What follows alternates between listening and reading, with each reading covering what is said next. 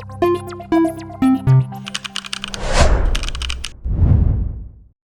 role of package manager, right, is programming language becomes popular not only because of its syntax, right? And the package manager is what you use to load third-party packages into your virtualized environment, right? And again, so programming language does not become popular because of its syntax. And with apologies to the brilliant Guido van Rossum, that's the inventor of Python, right?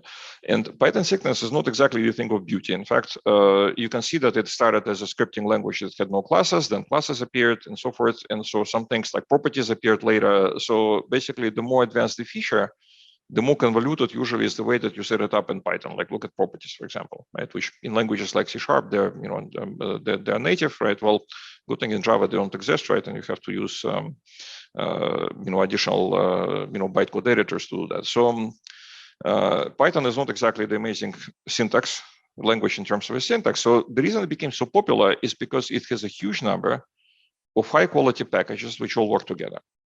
And having essentially what's an app store, right? So a package repository is as important as apps for the mobile OS, right? So iOS and Android have great app stores.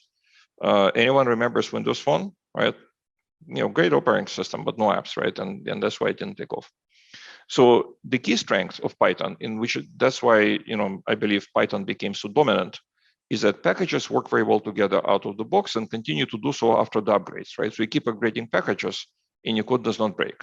Unlike in C++, where to start out, you get a lot of compilation errors or issues that you normally have to fight through. With upgrades, a new version of C++ comes out, sometimes the code does not compile. So C++ is a powerful language. It's my first language I learned. It's amazing. Don't get me wrong. But, there is a reason why Python became so dominant, even though it's much slower, of course, and so forth. And one of these reasons, not the only one, but one of the reasons is that packages, there are so many packages and they work so well together. PyP, Python package index, is the pyp.org, is a package repository and pip package manager. The package manager makes sure packages versions work well together. The default package manager distributed, or package installer rather, distributed with recent Python releases is pip, and it works with PyP. That's why it gets the libraries by default. But you can also configure it to pull packages from private package repositories, such as Artifactory. PyP, right, or pip, uses the list of third-party packages and the version stored in requirements.txt.